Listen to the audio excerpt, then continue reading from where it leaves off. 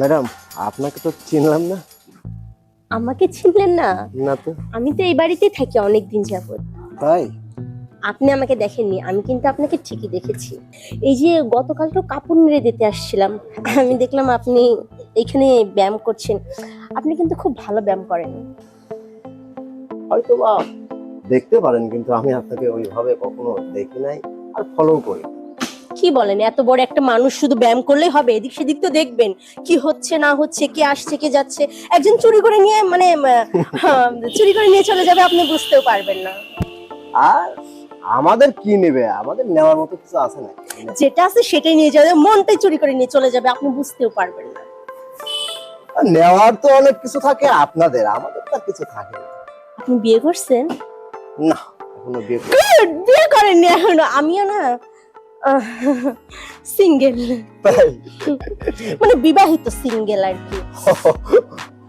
যাক, শুনে খুব ভালো লাগে। আপনি ভালো লাগলো, কিন্তু আমার ভালো লাগে না। কেন? আপনি ভালো লাগছে, কিন্তু আমার হাজবেন্ড আমার কাছে থাকে না। ওর শুধু কাজ আর কাজ, কাজ ছাড়া কোনো কিছুই বুঝে না। আচ্ছা আপনি বলেন, আমি একটা মেয়ে, একা একা বাজার করা, সবকিছু করা, A to Z সবকিছু করে একা থাকা সম্ভব বলেন? তাও ঠিক, আপনার মতো এত সুন্দর একটা বউ রেখে এসে বাইরে বাইরে ঘুরে, আপনি কিন্তু মাশাআল্লাহ দেখতে অনেকটাই সুন্দর।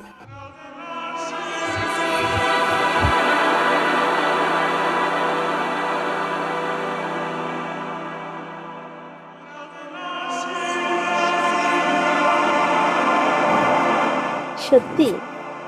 সত্যি কি আমি অনেক সুন্দর? হ্যাঁ, অবশ্যই। হতে পারে, আপনি যেহেতু বলেছেন। কিন্তু দেখেন না, আমার হাজবেন্ড এগুলো কিচ্ছু বোঝে না। ওর মনে কোনো ফিলিংস নেই, একদম আনরোমান্টিক একটা মানুষ। তাই? আসলে আপনার মতো একজন মানুষ পাইলে অবশ্য সব সময় তার পাশেই থাকতাম। সত্যি?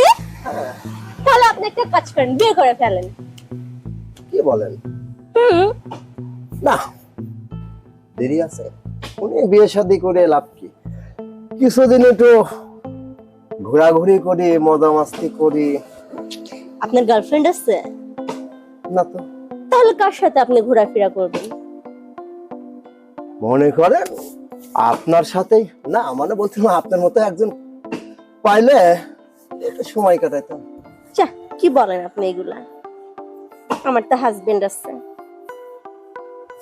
আচ্ছা, আমি তো বলি নাই আপনার সাথে সময় কাটাবো, আপনার মতো একজনকে জোগাড় করে নেব। আচ্ছা, আসি তাহলে। হ্যাঁ, নিচে যাই। আচ্ছা ঠিক আমার বাসায় একদিন চা খাওয়ার দাওয়াত রইল, আপনার আসবেন কিন্তু। আচ্ছা ঠিক আছে। এই যে আপনার এই যে এই সামনে পিছনের রুমটা আমাদের। হ্যাঁ, আচ্ছা ঠিক আছে। আসবেন কিন্তু।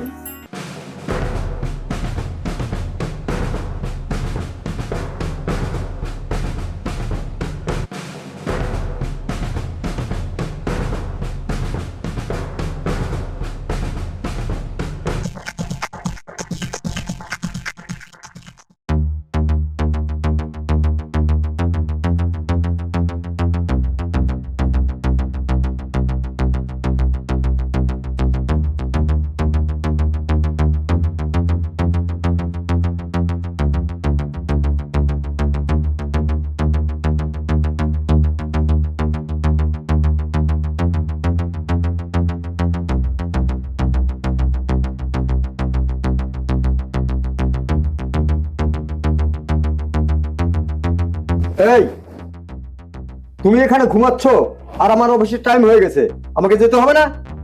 জান, আপনাকে বারণ করছে কে? হ্যাঁ, এই মানুষের সব জায়গায় ডিস্টার্ব তো দেয় না, হ্যাঁ?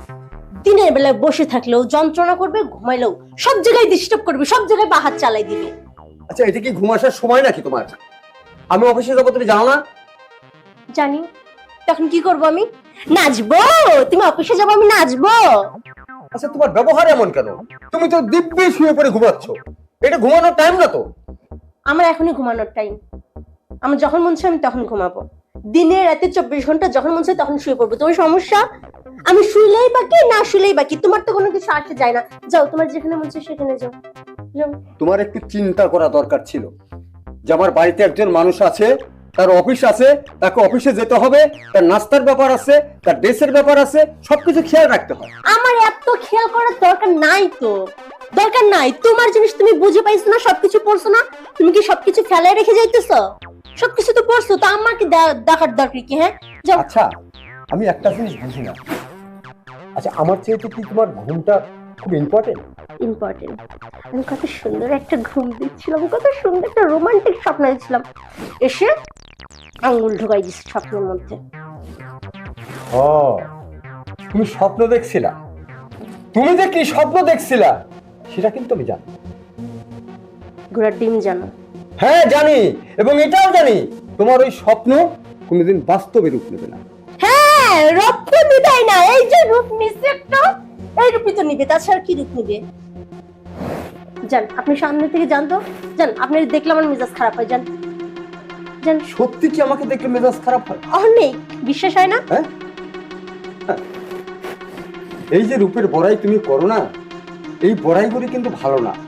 আমি কিন্তু একজন মানুষ, আমাকে আল্লাহ পাক সৃষ্টি করেছে, এবং যেভাবে সৃষ্টি করেছে আমি এতেই খুশি। আপনার খুশি নিয়ে আপনি থাকেন, আমি তো কিছু বলি নাই আপনাকে, তাই না? শুধু আমার সামনে আসবেন না, আপনি ওই দূরে দূরেই থাকবেন, যান। আচ্ছা, রাতে তোমাকে বলিনি যে আজকে আমার অফিসে ইম্পর্টেন্ট কিছু কাজ আছে, আমাকে জরুরি ভাবে যেতে হবে? এই জিনিসটা কি তোমার মাথায় ছিল? আমি মাথায় রেখে কি করবো? আপনার জরুরি কাজ আপনি বুঝে নেন না, আমি কেন মাথায় রাখবো? আমি কি ভূতের পাল্লায় পড়লাম রে? এই, আমি কি ভূত? ভূত আমি না, ভূত তুমি। নিজের চেহারাটা একটু আয়নাতে দেখছো কেমন লাগে? তুমি এই কথা বলছো? হ্যাঁ, আচ্ছা, তুমি যেদিন আমাকে বিয়ে করেছিলে সেদিন দেখেছিলে না আমি কেমন? আমি ভূত না পেতনি? আয়নাতে দেখতে হবে না দেখতে হবে না? শোনো, এই কালো হাতটার উপরে কিন্তু তোমার বাবা তোমার এই সুন্দর হাতটা বসিয়ে বলেছিল আজ থেকে তুমি দেখে রেখো। দিয়েছিল তো। ওই কালো হাতের উপরে না, আমার বাবার নজর ছিল কালো টাকার উপরে। আমি তো তখন বুঝতে পারিনি এই টাকা আমাকে সব সামলাতে দিবে না। এখন জান, আপনি জান।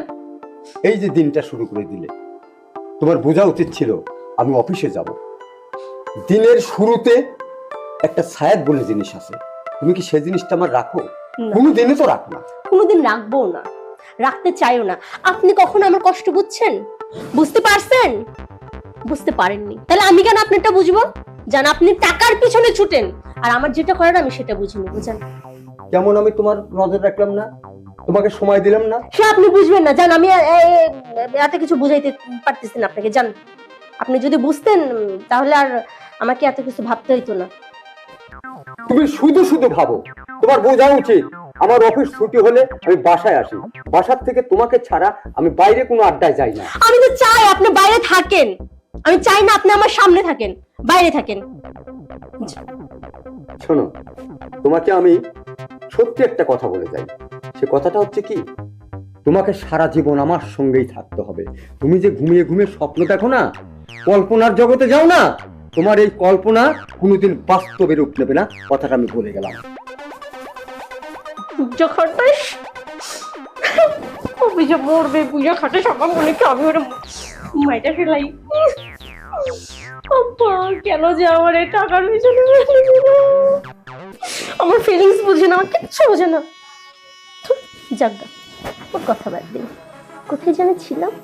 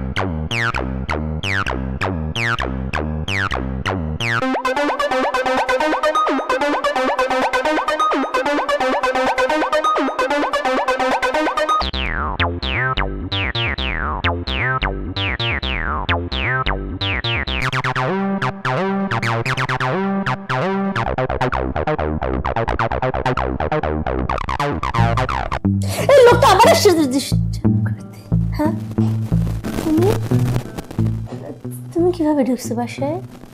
আর ওই ওই কালো ভূতটা কোথায় গেল? কালা ভূতটা কোথায় গেল? হ্যাঁ মানে আসার সময় রিক্সা উঠে একজন কালো মানুষকে যাইতে দেখলাম, সেটা নাকি? হ্যাঁ চলে গেছে। হ্যাঁ চলে গেছে। আপনি কিভাবে আসছেন? ওই চুপি চুপি চলে আইছি। আচ্ছা ভালো করছেন। আমি তো আপনার অপেক্ষায় ছিলাম, আপনারই স্বপ্ন দেখছিলাম কখন আপনি আসবেন। তাই নাকি? তাহলে আমি চা বানিয়ে নিয়ে আসি। হ্যাঁ আমি তো চা খাওয়ার জন্য এসেছি। কি চা খাবেন, রং চা না দুধ চা? আমি রং চা খাই। কেন, দুধে কি সমস্যা? না ঠিক আছে, তুমি যখন বলছো তাহলে নিয়ে আসো। থাক, জোর করে আর দুধ খেতে হবে না, আমি রং চাই বানিয়ে নিয়ে আসছি। আরে এত তারা কিসে, আর একটু বসো না, একটু গল্প করি। আচ্ছা জি, কি গল্প করবো? এই ভূতের গল্পটাই আগে শুনবো। আপনিও ভূতের গল্প শুনবেন? এই ভূতের জন্য আমার জীবন জীবন সব শেষ হয়ে গেল, আপনিও আসেন সেই ভূতের গল্প শুনতে? এই ভূত বেটাই আমার কপালে যে কি শনি টেনে দিয়েছে। একমাত্র আমার বাবা যদি ওই ভূতের সাথে জোর করে বিয়ে না দিত, আমি কোনোদিন ওই বেটার বিয়ে করতাম না। ওরা দেখছেন, ওরা দেখলে আমার কি আর বলবো, বলতেও পারতেছি না, এত খারাপ লাগে। ছি ছি ছি ছি ছি। আপনি চিন্তা করেন, আমার মধ্যে একটা মানুষ ওই বেটার বিয়ে করতে পারে? কাইলা বান্দর একটা। আমার বাপ শুধুমাত্র টাকার জন্য বিয়ে দিছে, জানেন? শুধুমাত্র টাকার জন্য আমার এই সোনার জীবন পুরাই ছাড় করে দিল। ওই ভূত কিচ্ছু বুঝে না, কিচ্ছু বুঝে না, আপনার ফিলিংস বুঝে না, কোনো কিছু বুঝে। ও শুধু বুঝে টাকা, শুধু টাকা কামাই করা ছিল, আর কিচ্ছু চিনেন না জীবনে। আর দেখেন আমার বাপে ওই টাকার পিছনে লাগাই দিছে আমারে। আমি ভাবছি যে আহা কত টাকা পয়সা, কত কিছু করবো, যা মন চাই তাই করে বেড়াবো, যেখানে মন চাই সেখানে যাবো, যা মন চাই সব কিনবো। সব কিনতে পারছি, যা মন চাই সেটাই করতে পারছি, কিন্তু আমার আসল যেটা দরকার সেটাই নেই, সেটাতে ফুস। বিশ্বাস করো, আমার আর টাকা পয়সা কোনো ফিলিংস নেই।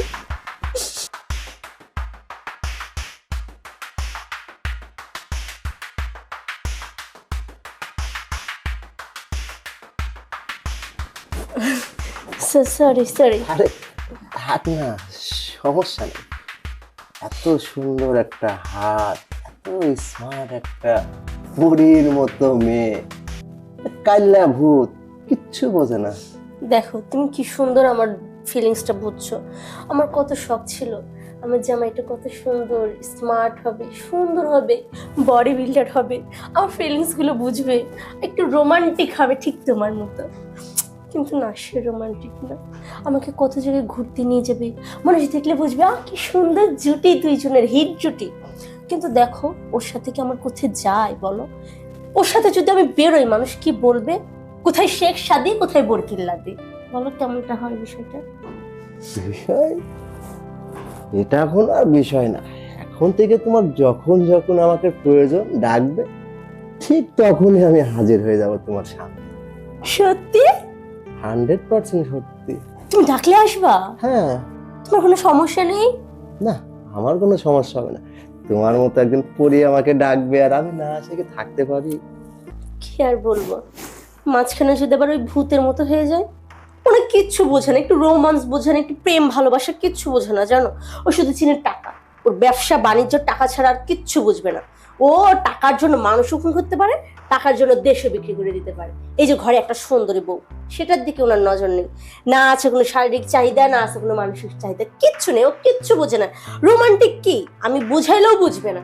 তাহলে আমি কিভাবে বোঝাবো বলো? ও আমার দিকে তাকাবে না, আমার সাথে বসবে না, কথা বলবে না। ওনার শুধু ক্যাক ক্যাক ক্যাক ক্যাক করবে আমার সাথে, আর শুধু চলে যাবে টাকার জন্য। আমি শেষ, আমি আর টাকা চাই না বাবা। আমার বাবা কোথায় আমার দিল, আমি আর টাকা চাই না। আমি শুধু একটু ভালোবাসা চাই, যে আমাকে একটু বুঝবে, আমার মনের কথা বুঝবে, আমার একটু ফিলিংস বুঝবে, আমার একটু খাওয়াইতে নিয়ে যাবে, একটু ঘুরতে নিয়ে যাবে, একটু সময় চাই। কিন্তু ওর কাছে, ওই ভূতের কাছে এই সময়টুকু নেই। ও সময়ের দাম এত, ও শুধু সময়টা টাকা দিয়ে কিনতে চায়, ওর কাছে কিচ্ছু নেই আর। ধুর পাগল, আমি কোন মতো হইতে হবে? আমি চাই সারা জীবন এইরকম করি, আমার বুকে মাথা দিয়ে ঘুমাবা তুমি, আর আমি তোমাকে দু চোখ ভরে দেখবো, আদর করব। সত্যি? সত্যি। আমি তো চাই তোমার বুকে মাথা রেখে, তোমার হাতে হাত রেখে, 7 সমুদ্র 13 নদী পাড়ি দিয়ে তুমি যেখানে যাবে আমি তোমার পিছু পিছু সেখানেই যাব। তুমি ছাড়া আর কিচ্ছু চাই না আমার। আমিও সেটাই চাই সোনা, তুমি সব সময় আমার পাশে এইভাবেই থাকবে। থাকবে তো সব সময়? আমি শুধু তোমাকে চাই আর কিচ্ছু না। আমার টাকা পয়সা কিচ্ছু চাই না, আমার শুধু একটা সময় চাই, যে আমাকে অনেক ভালোবাসা দিবে, অনেক অনেক। তোমার সময় লাগবে কত? তুমি চাইলে দিন না, মাস না, বছরের পর বছর তোমাকে সময় দিব আমি, শুধু তোমাকেই। সত্যি? 100 বার সত্যি। আমার শুধু একটাই ভয়, ওই ভূতের আশ্রয় যেন আমাদের সুখের সংসারে না পড়ে। আমারও তো সেটাই ভয়। দেখো, কালো ভূত যেন আমাদের আবার ছায়া হয়ে না আসে। ঠিক আছে?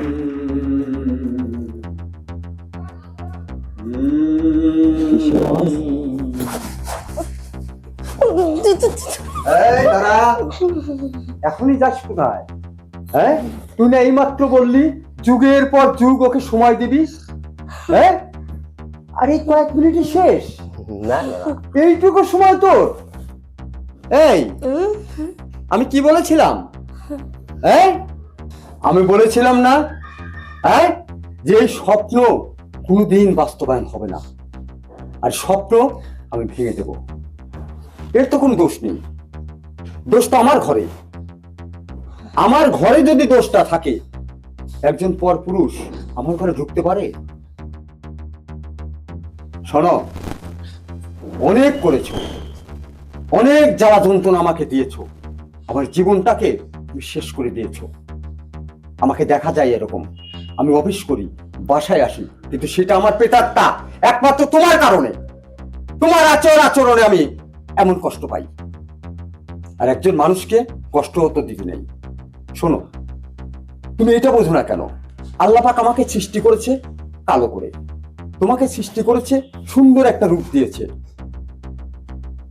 এটা কি মানুষ দিতে পারে? আল্লাহ পাক দিয়েছে। আল্লাহ পাক সৃষ্টিকর্তা, তার রূপের প্রশংসা করতে হয়। আমি আমি আমি নিজেকে ধন্য মনে করি আমার এই রূপটাকে নিয়ে, আর তুমি অহংকার গৌরব করো। এখন যদি তোমার সারা শরীরে বসন্ত রোগ হয়ে তোমার চেহারাটা নষ্ট হয়ে যায়, তুমি কিসের গৌরব দেখাবা? পারবে দেখাতে? পারবে না। এক সময় ছিল আমি অনেক কষ্ট করেছি, না খেয়ে থেকেছি, পথে পথে ঘুরেছি, কেউ আমাকে দেখেনি, কেউ চাকরি বাকরি দেয়নি, কেউ একটা কাজের জন্য ডাকেনি। দিনের পর দিন অনাহারে থেকেছি, চেষ্টা করেছি, আল্লাহর প্রতি ভরসা রেখেছি। আজ আমি এই পর্যায়ে দাঁড়িয়েছি। এত টাকা পয়সা, এত ধন সম্পত্তি আমি কার জন্য করছি? আমি কবরে নিয়ে যাব? একটা মানুষ সারা জীবন বেঁচে থাকে? বেঁচে থাকে না। তার একটা নির্ধারিত সময় আছে, লিমিটেড করা আছে। সেই সময় পর্যন্ত সে সবকিছু ভোগ করতে পারে, তারপরে তার প্রজন্মের জন্য রেখে যায়। আমিও সেই আশাই করেছি যে আমি আমার প্রজন্মের জন্য রাখবো। আমি চলে যাব, আমার অর্থ সম্পদ ভোগ করবে তুমি, আমার সন্তানেরা। এই তো, এটাই কি আমার দোষ তোমার কাছে? তোমাকে আমি এত বোঝানোর চেষ্টা করেছি, তুমি কোনোদিন বুঝেছো? তুমি করো অহংকার। কিসের অহংকার? রূপের অহংকার, আর তো কিছু নেই। যার জন্য আজকে নিয়ে এসছো এই ছেলেটাকে আমার ঘরে। ঠিক করেছো? আমি না তোমার স্বামী? আমি এখনো জীবিত? হ্যাঁ, এই যে মানুষের মুখে শুনি, মানুষের মুখে তো শুনি স্বামীর পায়ের নিচে স্ত্রীর বেহেশত। তাই বলে পায়ের নিচে না, পাটা বুঝানো হয়েছে স্বামীর ভালোবাসার কাছে স্ত্রীর বেহেশত। এই জিনিসটা মাথায় রেখো। অনেক জ্বালা যন্ত্রণা আমাকে দিয়েছ, তবু আমি কিছু মনে করি না। তোমার বাবাকে তুমি দোষারোপ করো। আসলে তোমার বাবা কিন্তু তোমার সুখ চেয়েছে, আর কিছুই চায়নি সে। আর একজন বাবা তার মেয়ের জন্য সুখটাই কল্পনা করে, সুখটাই চায়, এবং সেটা তুমি পেয়েছিলে তোমার বাবার দৌলতে। কিন্তু তুমি নিজের হাতে নিজের পায়ে সেটা ছুঁড়ে ফেলে দিচ্ছ। এটা ঠিক না, মোটেও ঠিক না। আর এই ছেলে, তোমাকে বলছি, তুমি এই বাসা ভাড়া থাকো। আজকের দিনের মধ্যে তুমি বাসা চেঞ্জ করবে। তোমাকে যেন আমি এই বাসাতে আর না দেখি। বাসা চেঞ্জ করবে, ঠিক আছে? এই বাসার আশেপাশে ঘোরাঘুরি দেখলে কিন্তু আমি তোকে পুলিশে দেবো। আচ্ছা, বেরো। আচ্ছা ঠিক আছে, আমি এখনই চলে যাচ্ছি। আর এই যে তোমাকে বলি, তোমার কি মনোভাব? তুমি কি আমার সঙ্গে থাকবে, না ভূতের কাছ থেকে বিদায় চাচ্ছ? তুমি যদি মনে করো তুমি চলে যাবে আমাকে ছেড়ে, আমি তোমাকে মুক্তি দেব। এখন বলো তুমি। আসলে আমার ভুল হয়ে গেছে। আমি কি বলবো বলেন? বাবা তো আমার ইচ্ছার বিরুদ্ধে জোর করে বিয়ে দিছিল আমার সুখের জন্য, কিন্তু আমি তো আপনাকে মন থেকে মেনে নিতে পারিনি। কিন্তু আমি এদিক সেদিক এর কাছে ওর কাছে যে আর কি করব? আমি তো বুঝতে পারতেছি এরা শুধু আসবে, 2 দিনের ফুর্তি করে চলে যাবে। আসলে স্বামীর মতো তো কেউ হয় না। আপনার কাছ থেকে আমি চলে যাব বাড়িতে, বাড়ি থেকে তো আমাকে বাড়িতে রাখবে না। অন্য কোথাও যদি বিয়ে দেয়, যদি আপনার চেয়েও বেশি খারাপ হয়, তখন আমি কোথায় যাব? তখন কি করব বলেন? তখন আমাকে সবাই বলবে 1 ঘর মেরে আসছিস। আবার আর এক বাড়িতে বিয়ে হয়েছি, সেখানে বলবে 2 ঘর মেরে আসছিস। মেয়ে মানুষ আসলে মেয়ে মানুষ না। এত কলঙ্ক নিয়ে, মানুষের অপবাদ নিয়ে কোথায় থাকবো, কার কাছে যাব?